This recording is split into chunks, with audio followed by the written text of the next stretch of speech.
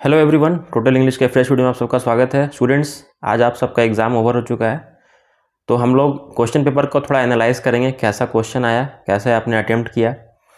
तो ऐसे क्वेश्चन तो काफ़ी सेट्स में आए हुए हैं, तो मेरे पास जो भी सोर्सेज हो पाए, कुछ स्टूडेंट्स के थ्रू मुझे मिले, कुछ अदर सोर्सेज से मैंने कलेक्ट किए। तो जितने भी क्वेश्चन मेरे पास है, I will try my best to give you an idea कैसे क्वेश्चन थे। हालांकि पूरा का पूरा क्वेश्चन पेपर देखकर एक आइडिया ऐसा लगता है कि question level was moderate type, और आपसे भी मैंने आपका रिव्यू लिया तो आपने भी वोट्स में सबसे ज़्यादा दिए कि मॉडरेट टाइप क्वेश्चन था। मतलब ना ज़्यादा इजी था ना ज़्यादा हार्ड बोल सकते हैं इसको, बट क्वेश्चन ठीक ठाक था।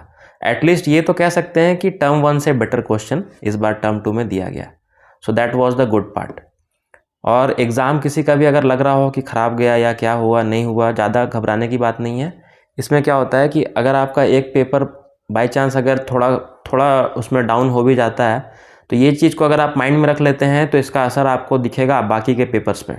ठीक है, तो ये दिमाग में लाना नहीं है। बस आज का पेपर, इस वीडियो को देखना है और इस पेपर में क्या हुआ, 40 में 40 आया या 25 आया या 20 आया, वो फिर आपको थॉट्स आपको माइंड में नहीं लाने हैं। इस बात को भी मैं आपको बताना चाहता हूँ, ये भी मेरा एक मैसेज मैं देना चाहता था इस वीडियो से। ठीक है, तो इस बात को ज़्यादा आपको हाइप क्रिएट करने की ज़रूरत नहीं कि कैसा क्वेश्चन था, क्या था, नहीं था। ये जो भी डिस्कशन है आज भर कीजिए। आज एग्ज़ाम ख़त्म हुआ है, आज के आज इंग्लिश को तमाम कीजिए। ठीक है, और कल से तो हम लोग सोशल स्टडीज़ को प्रिपरेशन शुरू करेंगे ही। ठीक है, तो सोशल स्टडीज़ के ऊपर भी आपको कमेंट में आप लोग बताइएगा कि कौन से टॉपिक्स पर आपको वीडियो चाहिए, तो उसी हिसाब से मैं क्वेश्चंस वीडियोस को प्रिपेयर करूँगा। ठीक है, तो चलिए कुछ क्वेश्चंस को देख लिया जाए। कुछ क्वेश्चंस मेरे पास आए हैं, तो इसमें से जैसे कि ये है, देखिए ये तो सेट्स में आया था। जैसे कि ये 2-3-1 सेट मेरे पास एक आया है, 2-3-1। हालांकि अगर आपका सेट डिफरेंट है, इसका मतलब ये नहीं कि इसका कोई क्वेश्चन मैच नहीं करेगा। बहुत से ऐसे ग्रामर के क्वेश्चन मैंने देखे कि 2-3-1 में जो दिया हुआ वो 2-1-1 में भी दिया हुआ, 2-4-3 में भी, मतलब बहुत अलग अलग। सेट में क्या होता है, सेट का मतलब क्या होता है, क्वेश्चन को अलग अलग अरेंज कर दिया जाता है। ठीक है, तो मैं 2-3-1 बता रहा हूँ, इसका मतलब ये नहीं कि बाकी सेट वाले सोचे कि सर इससे मेरा क्या मतलब है। आपको भी इससे कई क्वेश्चन आपको मिल जाएंगे कि जिससे आपको आइडिया लग जाएगी कि कैसा क्वेश्चन था। ठीक है, तो 2-3-1 में देखिए एक क्वेश्चन यहाँ पर आया है, writing and grammar sir. Any one लिखना है, दोनों में से एक। You are Sujata Sudhir, secretary of student council, Nav Vihar public school, Mumbai. You are planning an excursion to Jim Corbett National Park for students. Write letter to the Director Tourism Department, Jim Corbett National Park, inquiring। ये inquiry वाला letter आया। तो देखिए, जो placing an order और inquiry, ये दो topic है। तो बहुत सारे सेट्स में मैंने देखा कि प्लेसिंग एन ऑर्डर पर भी क्वेश्चन आया है, बहुत सारे सेट्स में इंक्वायरी पर भी आया है। तो अलग अलग सेट में अलग अलग टॉपिक को दिया गया। हालांकि दोनों में ज़्यादा का फ़र्क नहीं है, दोनों का फॉर्मेट जो रहेगा वो एकदम सेम रहेगा। जैसा कि आप फॉर्मल लेटर में फॉर्मेट लिखते आए हैं, उसी फॉर्मेट पे आपको ये दोनों को कवर करना है। और इसमें क्या बोल रहा है, टॉपिक को बस मैं समझा दे रहा हूँ, ज़्यादा टाइम नहीं लूँगा इसमें। ठीक है, इसमें क्या कह रहा है कि आप सुजाता या सुधीर है, boys will write their name Sudhir and girls will write their name Sujata. You are the secretary of the student council and you belong to this place, this is your address. तो ये हो गया आपका जो सेंडर्स एड्रेस हो जाएगा। और फिर यहाँ पर ये आपको यहाँ पर लिखना है जिम कॉर्बेट टूरिज़्म डिपार्टमेंट को, जिम कॉर्बेट नेशनल पार्क, ये एड्रेस हो गया रिसीवर एड्रेस। और आपको क्या टॉपिक है, तो एक्सकर्सन के लिए जाना है जिम कॉर्बेट नेशनल पार्क को लेकर स्टूडेंट्स को। एक्सकर्सन का मतलब क्या होता है, एक तरह का स्टडी टूर होता है। जैसे पिकनिक में आने में जाते हैं, लेकिन वो स्टडी टूर होता है, मतलब उसका एजुकेशनल पर्पज़ होता है कि हम लोग कहीं घूमने जाए लेकिन वहाँ से कुछ सीख कर आते हैं। तो ये आपको स्कूल से ले जाया जाता है ना घूमने वगैरह, तो वैसा होता है। तो आपको 100 स्टूडेंट्स को लेकर जाना है, तो आपको फिर पता करना क्या ट्रांसपोर्टेशन वगैरह, साइट सीइंग करना है, बोर्डिंग लॉजिंग की मतलब रहने वगैरह के लिए 4 दिन के लिए क्या क्या रिक्वायरमेंट है, तो इसका इंक्वायरी आपको करना है। पहले हम लोग जाने के पहले इंक्वायरी करते तब नहीं जाते हैं। तो बस यही टॉपिक पे आपको इसको लिखना था। ठीक है, कुछ बहुत डिफिकल्ट तो नहीं है। ठीक है, कुछ लोग सैम्पल पेपर को देख के भी डर गए थे, सर सैम्पल पेपर में बहुत अजीब अजीब क्वेश्चन दिया हुआ है, कहीं वैसा ही क्वेश्चन तो नहीं आ जाएगा। देखिए सैम्पल पेपर में याद है आपको, सीबीएसई सैम्पल पेपर जो मैंने भी एक वीडियो बनाया था, उसमें था कि फ्लो चार्ट था, ऐसे था, फिर इधर बना हुआ था, फिर इधर बना हुआ था, फिर लंबा लंबा ऐसे करके फ्लो चार्ट बना हुआ था, जो कि आप लोग बोलते सर बहुत डिफिकल्ट है। लेकिन देखिए एग्जाम में क्या आया, एग्जाम में कितना सिंपल आया, ये बार ग्राफ वाला क्वेश्चन आया। तो बार ग्राफ में क्या पूछा है, बड़ा सिंपल है। पैराग्राफ क्या है, School authorities and parents have realized the benefits of encouraging their children to play and participate in sports. The age old myth that academics is the only foundation for successful career has been replaced. पहले का ये पुरानी ख्याल थी, पुराने सोच थे कि खेलकूद से कुछ नहीं होता है, लेकिन अब ऐसा नहीं है। अब जो स्कूल के अथॉरिटीज़ हैं और पेरेंट जो हैं, उन्होंने ये इस बात को रियलाइज़ कर लिया है, समझ लिया है कि बेनिफिट क्या है बच्चों को इनकरेज करने के लिए। तो क्या है, राइट अ पैराग्राफ लिखना है, 120 वर्ड से ज़्यादा का नहीं होना चाहिए। और इसमें किस किस बात के ऊपर लिखना है, तो परसेंटेज ऑफ डिफरेंट बेनिफिट्स, मतलब benefit of playing sports, sports खेलने से बेनिफिट है, ये आपका मेन मुद्दा होना चाहिए, मेन टॉपिक होना चाहिए। और कितना कितना परसेंट फ़ायदा किससे होता है, तो फिजिकल फिटनेस का फ़ायदा होता है, न्यू करियर अपॉर्चुनिटीज़ बनते हैं, आप क्रिकेटर, फुटबॉलर, हॉकी प्लेयर बन सकते हैं। बिल्ड्स डिसिप्लिन, आपके अंदर एक डिसिप्लिन का कह सकते हैं कि डिसिप्लिन का एक रचना होता है आपके अंदर, जैसे कि जो सुबह उठते हैं, एक वर्कआउट करते हैं, रूटीन को फॉलो करते हैं, ठीक है। इम्प्रूव सोशल स्किल्स, आप लोगों से घुलते मिलते हैं, वहाँ टीम वर्क करना सीखते हैं, है ना।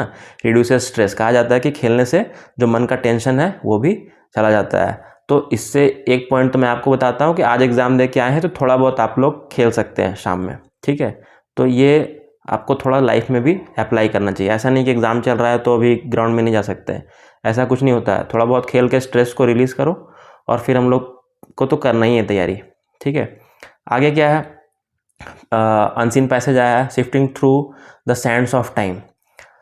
यहाँ पर सैंड के बारे में पूरा का पूरा डिस्क्रिप्शन दिया हुआ है, और क्वेश्चंस को देखकर ऐसा तो इसमें कुछ बहुत डिफ़िकल्ट वर्ड्स यूज़ नहीं किए गए हैं, और क्वेश्चन को देखकर ऐसा लगता है कि एक सेकंड, क्वेश्चन इसका कहाँ है, ये क्वेश्चन एकदम सिंपल पूछा गया, ऐसा बिल्कुल भी नहीं लगता है कि इसको आंसर नहीं किया जा सकता है।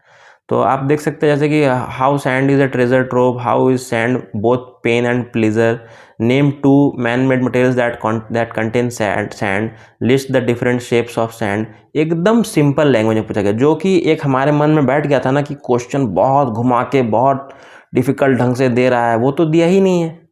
कितना इससे सिंपल कुछ हो सकता है, व्हाट इज़ क्या है, हाउ, नेम, लिस्ट, तो डायरेक्ट एकदम ये क्लास 6-7 लेवल का क्वेश्चन आप पूछ सकते हैं, कह सकते हैं उसको, ठीक है। और क्या चाहिए पैसेज से, ये तो पैसेज ही आपको 5-5, 10 मार्क्स ऐसे ही दिला दे रहा है। तो चलिए एक और पैसेज आया था, extraction and purification of drinking water. थोड़ा जो फोटो है आगे पीछे है, तो इसको देखिए, इसका क्वेश्चन इधर है, इसमें भी वैसा ही क्वेश्चन है। Under what conditions does a natural spring emerge, क्या क्या कंडीशन होता है जिससे नेचुरल स्प्रिंग उठता है, निकलता है। What forms a flowing artesian well, explain the term purified water, how are pathogens treated, why is municipal water treated by chlorination. ये सब का रीज़न आपको पढ़ के देना है, ठीक है। तो पैसेज से तो ये बहुत टफ नहीं कह सकते हैं। देखिए, लिटरेचर सेक्शन काफ़ी ज़्यादा मार्क्स कैरी करता है, तो लिटरेचर सेक्शन पे हम लोग थोड़ा ध्यान देंगे तो कैसे कैसे क्वेश्चन पूछे गए हैं। तो लिटरेचर के कुछ क्वेश्चंस को देखते हैं। यहाँ पर शॉर्ट टाइप क्वेश्चन में एनी 6 को आपको आंसर करना है आउट ऑफ 7, 7 दिए गए, इसमें से एक को आप छोड़ भी सकते हैं। तो क्वेश्चन में क्या दिया हुआ है, क्वेश्चन फिर से बहुत डायरेक्ट क्वेश्चन पूछा गया, मतलब घुमा फिरा के ऐसा कुछ है ही नहीं। Grief is often seen as measure of love, justify your response to Buddha's sermon. Buddha का सरमन एट बनारस वाला चैप्टर था, उसमें ग्रीफ के बारे में, दुख के बारे में बताया गया है।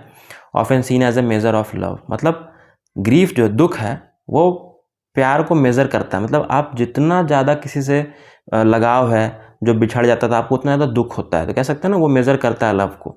तो बस आपको जस्टिफाई योर रिस्पॉन्स, तो आपको एग्जांपल देना था कि जो इसमें जो कैरेक्टर है जिसके बारे में स्टोरी यहाँ पे दिया जाता है, स्टोरी दिया गया है, दैट इज़ किसा गौतमी। किसा गौतमी का जो बेटा है वो डेथ हो जाता है उसका, और वो कितना ग्रीफ में इधर उधर, उसको कितना पेन होता है, इधर उधर जो वो जाती है मस्टर्ड सीड्स लेने के लिए।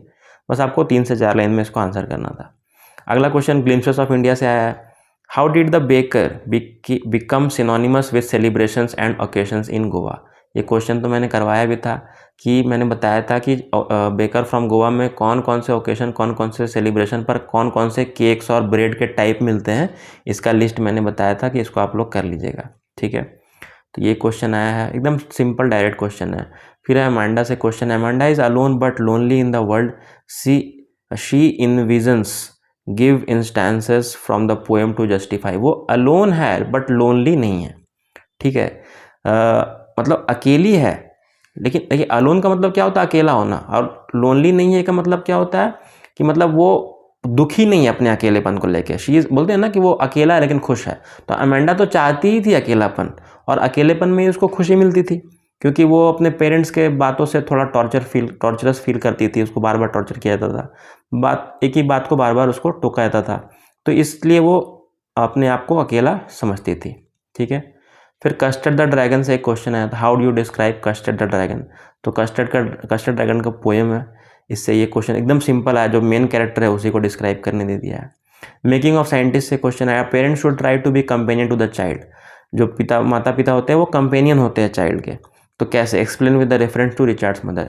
रिचर्ड की जो माँ थी वो रिचर्ड की एक फ्रेंड की तरह ही थी ना, बचपन से ही उसको सपोर्ट करती थी, बाकी बच्चों के साथ तो वो खेलता उलता भी नहीं था, और मॉम के सपोर्ट से ही वो उतना आगे बढ़ जाता है। तो ये इसमें दिखाना था, 2-3 लाइन का आपको लिखना था। How did the necklace change the life of लॉयजल।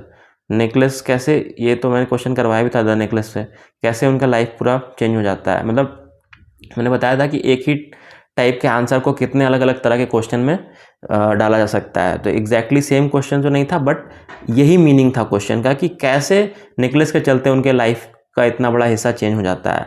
क्योंकि वो नेकलेस ही था, वो उसकी लाइफ की एक मिस्टेक थी कह सकते हैं नेकलेस को सेलेक्ट करना, और नेकलेस के चलते ही उनको इतना स्ट्रगल करना पड़ता है, 10 साल अपने लाइफ के स्ट्रगल में गुजारने पड़ते हैं। ठीक है, तो do you agree with the poet. अगला question, Walt Whitman's perception of animals life justified. Walt Whitman ने एनिमल पोएम में एनिमल की ज़िंदगी के बारे में जो जो बातों को कहा है, क्या आप उससे अग्री करते हैं। हाँ बिल्कुल, उन्होंने कहा कि एनिमल जो होते हैं वो अपने दुख के बारे में रोते नहीं हैं, वो किसी का अपने एंसेस्टर्स को वहाँ रख के उसको पूजा नहीं करते हैं, वो लोग आपस में ही उनमें बॉन्डिंग होती है। ये सब बात तो सही है, तो आप अग्री कर सकते हैं। सिंपल सा क्वेश्चन आया, और इससे सिंपल क्या पूछ सकता है बताइए। Answer any two of the following about 120 words. After reading the story Bholi you find her to be a role model for village girls. Bholi का स्टोरी पढ़ के हम लोग नहीं कह सकते कि वो बाकी गांव की लड़कियों के लिए एक रोल मॉडल बन गई। कैसे बन गई रोल मॉडल, तो मैंने बताया था ना कि उसके कैरेक्टर में एक ट्रांसफॉर्मेशन आता है। ये लॉन्ग टाइप क्वेश्चन है, इसको अच्छे से डिस्क्राइब करके लिखना था। ट्रांसफॉर्मेशन पूरा का पूरा आपको बता देना है शुरू से एकदम कैसे हुआ था। तो ट्रांसफॉर्मेशन, पहले वो एक सिंपल्टन गर्ल थी, वो उतनी गुड लुकिंग नहीं थी, उसका कॉन्फिडेंस एकदम कम था, बट टीचर का रोल फिर आपको लिखना है कैसे आके वो ट्रांसफॉर्म करती है, और बाद में वो रिफ्यूज़ कर देती है मैरिज से, क्योंकि वो डाउरी के ऊपर बेस्ड था मैरिज, और वो इस बात का विरोध अकेले करती है, तो वो कितनी कॉन्फिडेंट बन जाती है। ये एक मैसेज था बाकी लड़कियों को जो गाँव में थी, तो वो रोल मॉडल बन गई। रोल मॉडल का मतलब क्या होता है कि जिसको देखकर लोग सीखते हैं, तो उसने कुछ ऐसा किया कि उसको देखकर गांव के बाकी लड़कियां कुछ सीख सके। तो आप लास्ट में लिख देते therefore she prove to be a role model for the village girls. अगला था, वली was sensitive but at the same time she was fearless quite determined, explain with the reference to the text. Sensitive थी लेकिन वो fearless भी थी और determined भी थी। फियरलेस मतलब वो बिल्कुल भी डरती नहीं थी। कैसे नहीं डरती थी, सबसे बड़ा एग्जाम्पल क्या था, 8 साल की लड़की अकेले बस राइड करके आ रही है, और कितना हिम्मत चाहिए, ये तो हिम्मत की बात है। ये बात आप लिखते हैं इसमें। डिटरमिन्ड थी, डिटरमिन्ड मतलब एक बार उसने ठान लिया कि बस राइड करना है तो करना है, और उसके चलते उसने पैसे कलेक्ट करना था, मनी कलेक्ट किया उसने। मनी कलेक्ट करने के साथ साथ टाइमिंग के बारे में पता किया, टाइमिंग करने के पता करने के बाद पैसों को सेव किया पूरा का पूरा कंप्लीट प्लान बनाया। तो प्लान कौन बना सकता है, जो किसी काम को लेकर डिटरमिन्ड रहता है, मतलब एक दृढ़ संकल्प बना लेता है।